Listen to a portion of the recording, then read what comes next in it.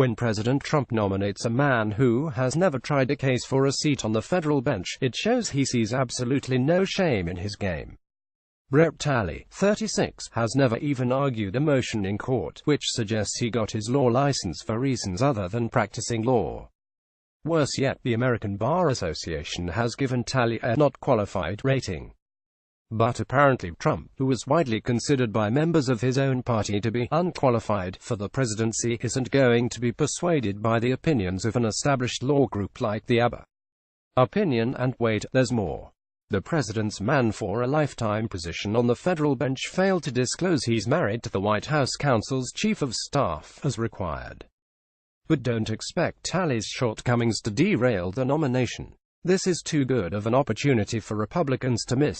While the public focuses on the president's latest explosive tweet, Senate Republicans are pushing through Trump's judicial nominees at a breakneck speed.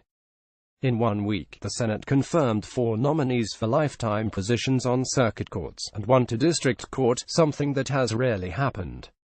What the Trump administration is doing is putting people in place who later will be appointed to appellate courts and Supreme Court, and he is building a pipeline, said Juan Thomas, president of the National Bar Association.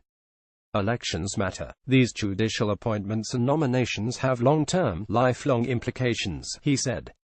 Although a lot of us are worried about Trump's impulsive behavior on the global stage, his behavior here at home ought to be enough to start a revolution. For instance, an analysis by the Associated Press shows Trump, whose campaign was heavily supported by white nationalists, is nominating white men to the nation's federal courts at an alarming rate. Of 58 nominations to lifetime positions on appellate and district courts and the Supreme Court through October, the app found 53 were white, 3 were Asian American, 1 was Hispanic, and 1 was African American. Additionally, 47 of the nominees were men and only 11 were women. Thomas said the numbers are disappointing, but not surprising.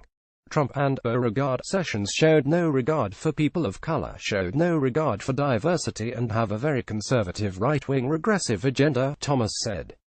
They're promoting that agenda. Our response is not only to resist and raise objections. We have to prepare for war. We need to get ready for the 2018 and 2020 elections and realize elections have consequences, he said. The Congressional Black Caucus, along with several progressive groups, protested Trump's nomination of Thomas Farr to be a U.S. District Judge for the Eastern District of North Carolina. It is no exaggeration to say that had the White House deliberately sought to identify an attorney in North Carolina with a more hostile record on African American voting rights and workers' rights than Thomas Farr, it could hardly have done so, the CBC said in a letter cited by Dianne Feinstein D. Califf. Before a Senate Judiciary Committee vote, the National Bar Association has serious concerns as it relates to the Department of Justice's commitment to inclusion and diversity, Thomas said.